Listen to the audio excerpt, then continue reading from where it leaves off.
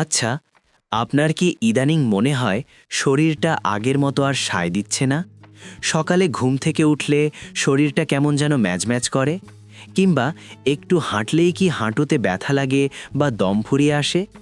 আমাদের আশেপাশে তাকালে আমরা প্রায়ই একটা দৃশ্য দেখি। ধরুন রহিম চাচার কথা। তার বয়স এখন ৬২। একসময় তিনি এলাকায় দাপিয়ে বেড়াতেন, কিন্তু এখন বেশিরভাগ সময় কাটে বিছানায় শুয়ে বসে। হাত পায়ে ব্যথা, পেটে গ্যাস, রাতে ঠিকমতো ঘুম হয় না। আবার অন্যদিকে দেখুন আমাদেরই গ্রামের হাশেম ভাই। তার বয়স ৬৫ পার হয়েছে, কিন্তু তিনি এখনও সাইকেল চালিয়ে বাজারে যান, নিজের বাগানে কোদাল দেন। এই যে দুজনের মধ্যে পার্থক্য, এটা কেন জানেন? এর পেছনে কোনো ম্যাজিক নেই, আছে শুধু নিয়ম। ৬০ বছর বয়সটা জীবনের শেষ নয়, বরং এটি একটি নতুন শুরুর সময়। এই বয়সে শরীরটা একটা পুরনো ইঞ্জিনের মতো হয়ে যায়। একে যদি আপনি ঠিকমতো যত্ন করেন, তবে এটি আপনাকে আরও ২০-৩০ বছর দিব্যি টেনে নিয়ে যাবে। আর যদি অবহেলা করেন, তবে ছোট ছোট রোগগুলো আপনাকে কাবু করে ফেলবে। আজকের এই ভিডিওতে আমি আপনাদের সাথে এমন ৫টি নিয়মের কথা বলবো, যা যদি আপনি আজ থেকেই আপনার জীবনে কঠোরভাবে মেনে চলতে পারেন, তবে ইনশাআল্লাহ আপনার শেষ বয়সটা কাটবে অন্যের ওপর নির্ভর না করে একদম রাজার মতো সুস্থ শরীরে। ভিডিওর একদম শেষে আমি আপনাদের এমন একটি গোপন টিপস দেব, যা আপনার হজম শক্তিকে ২০ বছরের যুবকের মতো সচল করে তুলতে পারে। তাই একটি সেকেন্ডও মিস করবেন না। তার আগে আপনাদের কাছে আমার একটা ছোট্ট প্রশ্ন আছে। আপনার বর্তমান বয়স কত এবং আপনার শরীরের কোন জায়গায় সবচেয়ে বেশি অস্বস্তি বোধ করেন? কমেন্ট করে জানান। আমি আপনাদের প্রত্যেকের কমেন্ট পড়ব এবং সাধ্যমতো সমাধান দেওয়ার চেষ্টা করব। চলুন শুরু করা যাক আজকের মূল আলোচনা। ৬০ বছর বয়সের পর সুস্থ থাকার প্রথম এবং প্রধান যুদ্ধটা শুরু হয় আপনার রান্নাঘর থেকে। আমাদের দেশে একটা কথা আছে, পেট ঠিক তো সব ঠিক। এই বয়সে আপনার হজম ক্ষমতা বা মেটাবলিজম কমে যায়। আপনি আগে ২৫-৩০ বছরে যা খেতেন, এখন তা খেলে শরীর আর সইতে পারবে না। তাহলে কি খাওয়া ছেড়ে দেবেন?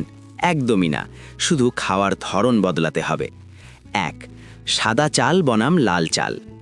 আমরা বাঙালিরা ভাত ছাড়া থাকতে পারি না, কিন্তু এই বয়সে এসে সাদা চালের চকচকে ভাত আপনার সবচেয়ে বড় শত্রু হতে পারে। কারণ এতে শুধু শর্করা আছে, কোনো ফাইবার বা আঁশ নেই। এটি দ্রুত আপনার রক্তে চিনি বাড়িয়ে দেয়। তাই চেষ্টা করুন লাল চালের ভাত খেতে। লাল চালের ভাত খেলে পেট অনেকক্ষণ ভরা থাকে এবং কোষ্ঠকাঠিন্যের সমস্যা দূর হয়। গ্রামে তো লাল চাল খুব সহজেই পাওয়া যায়, তাই না? ২. শাকসবজির জাদু। আমাদের চারপাশে যেসব শাকসবজি পাওয়া যায়, যেমন লাউ, পেঁপে, মিষ্টি কুমড়া, পালং শাক বা লাল শাক, এগুলো এই বয়সের মানুষের জন্য অমৃত। বিশেষ করে লাউ এবং পেঁপে পেটের জন্য খুবই ঠান্ডা। আপনি যদি প্রতিদিন দুপুরে ১ বাটি রান্না করা সবজি খান, তবে আপনার লিভার অনেক ভালো থাকবে। মনে রাখবেন, শাকসবজি বেশি সেদ্ধ করবেন না, এতে গুণাগুণ নষ্ট হয়ে যায়। ৩. মাছ নাকি মাংস? অনেকেই এই বয়সে এসে খাসির মাংস বা গরুর মাংসের প্রতি খুব টান অনুভব করেন, কিন্তু মনে রাখবেন, এই লাল মাংস হজম করা আপনার শরীরের জন্য এখন অনেক কঠিন। এটি আপনার হার্টের রক্তনালীতে চর্বি জমাতে পারে। তার চেয়ে আমাদের দেশি ছোট মাছ বা নদীর মাছ ধরুন। মোলা মাছ, পুঁটি মাছ কিংবা সাধারণ রুই মাছের ঝোল আপনার হাড়ের ক্যালসিয়াম এবং চোখের জ্যোতির জন্য দারুণ কাজ করবে। ৪. রাতের খাবার ও পানি। বাংলাদেশি হিসেবে আমাদের একটা খুব খারাপ অভ্যাস আছে, আমরা অনেক রাত করে ভাত খাই। ৬০ বছরের বেশি যাদের বয়স, তাদের জন্য এটি বিষের মতো। চেষ্টা করবেন রাত ৮টার মধ্যে খাবার শেষ করতে।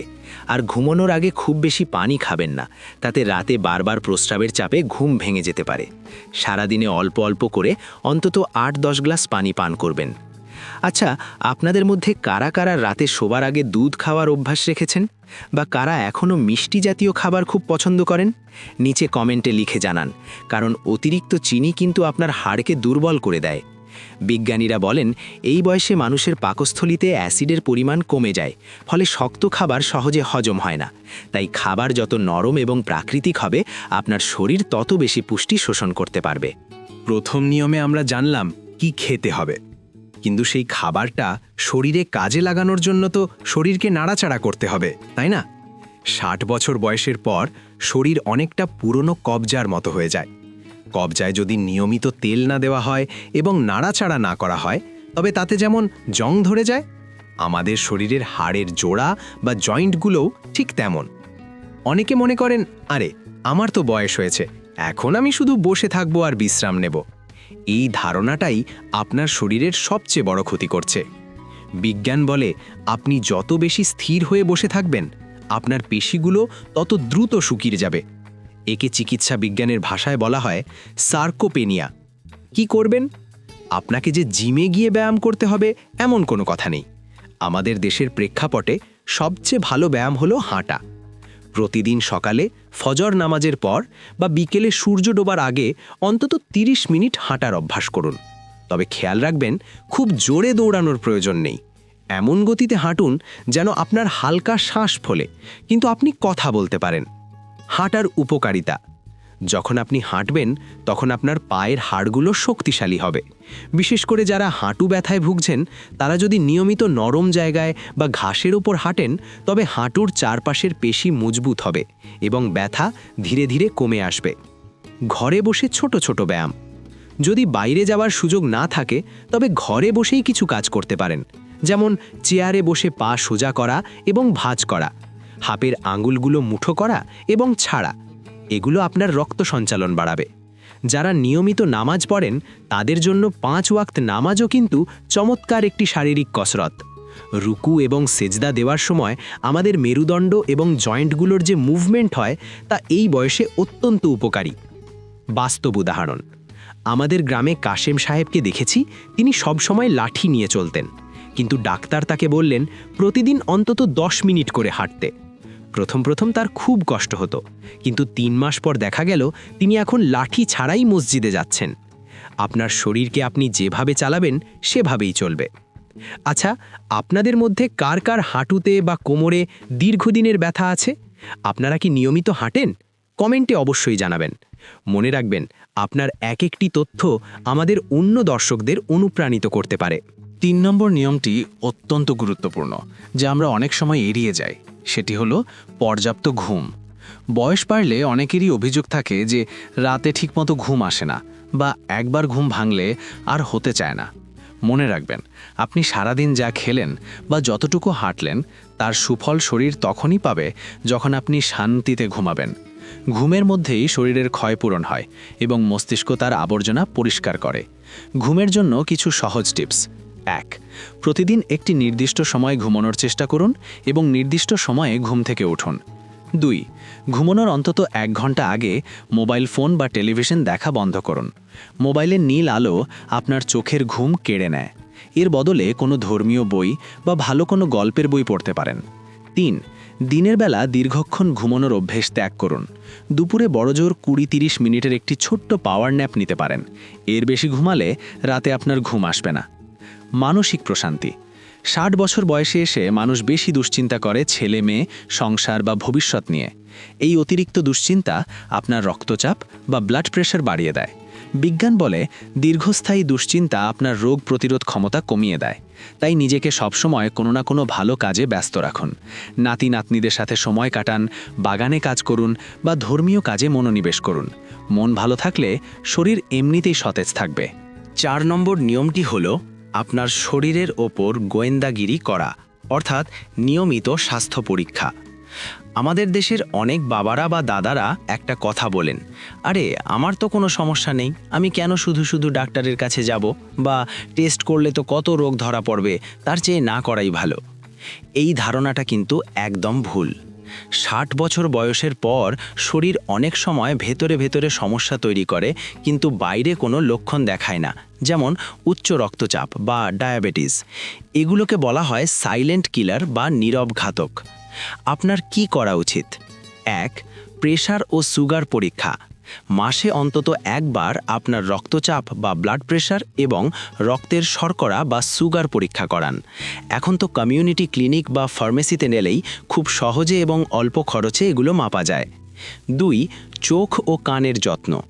এই বয়সে ছানি পড়া বা কানে কম শোনা খুব সাধারণ বিষয়।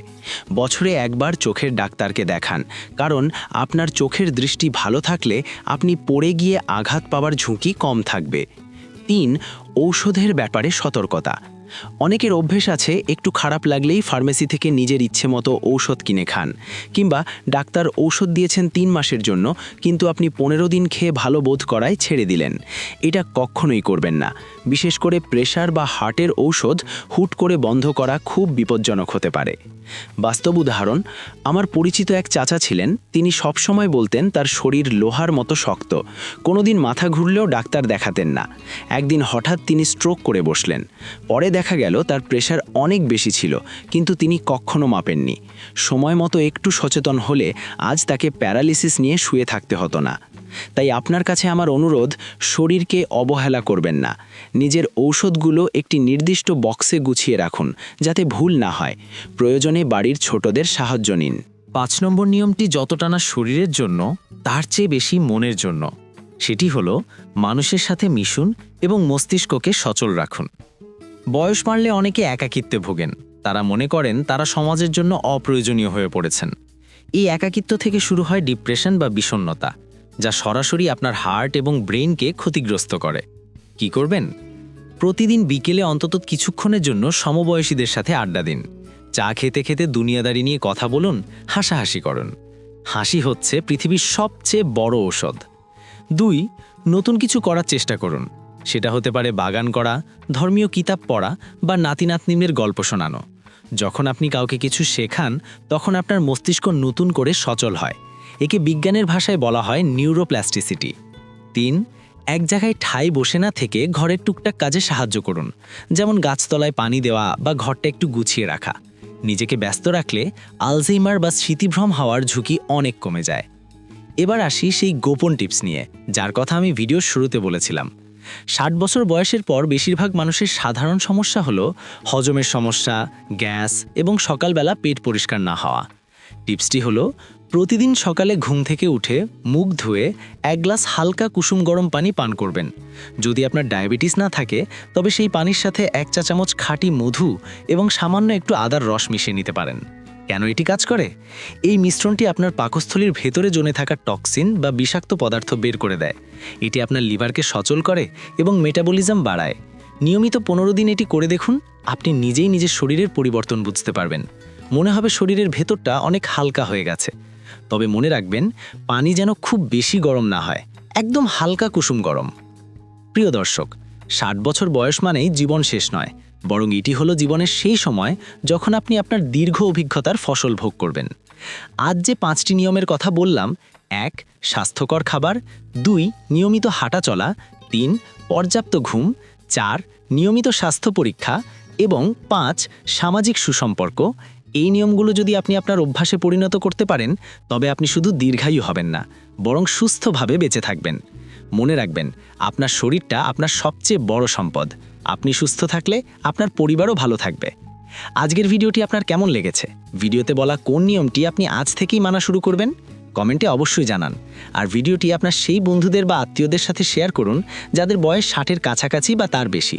আপনার একটি শেয়ার হয়তো কারো জীবন বদলে দিতে পারে। সুস্থ থাকুন, ভালো থাকুন। দেখা হবে পরের ভিডিওতে। আসসালামু আলাইকুম।